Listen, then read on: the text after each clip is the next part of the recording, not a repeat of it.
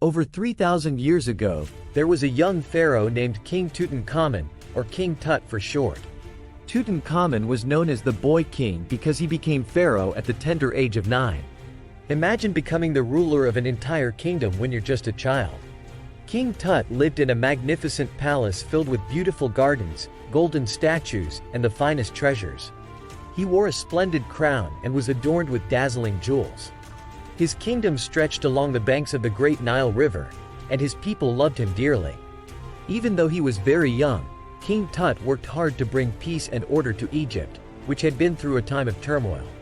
One of King Tut's greatest achievements was bringing back the worship of the old gods, which made the people of Egypt very happy.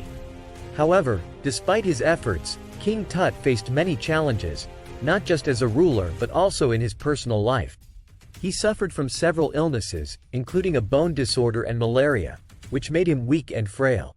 Sadly, King Tut's reign was short, and he passed away when he was only 19 years old. The exact cause of his death remains a mystery, but his illnesses likely played a significant role. When King Tut died, his body was carefully mummified, and he was laid to rest in a magnificent tomb in the Valley of the Kings. His tomb was filled with treasures beyond imagination: golden chariots, jeweled daggers, and statues of the gods.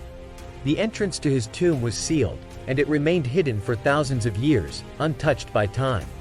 Then, in 1922, a brave archaeologist named Howard Carter discovered the entrance to King Tut's tomb. With the help of his team and his generous friend, Lord Carnarvon, they carefully unsealed the tomb and stepped inside. They couldn't believe their eyes. There were golden treasures, beautiful statues, and the perfectly preserved mummy of King Tut himself. But soon, whispers of a mysterious curse began to spread. People said that anyone who disturbed King Tut's tomb would fall victim to the curse of the pharaoh. Not long after the tomb was opened, Lord Carnarvon suddenly fell ill and passed away. This fueled the stories of the curse, but what many didn't know was that he had already been in poor health. Experts later said that the tomb's interior was likely cleaner and safer than the world outside. As Carter and his team explored deeper into the tomb, they came across a statue of Anubis, the god of the dead, standing guard over King Tut's burial chamber. At the statue's feet was a small brick with an inscription, warning any who dared to enter. This warning might have inspired the legend of the curse, making it even more mysterious. Yet, there's another twist to the story. An Egyptologist named Dominic Montserrat discovered that the idea of a mummy's curse might have started long before King Tut's tomb was even found.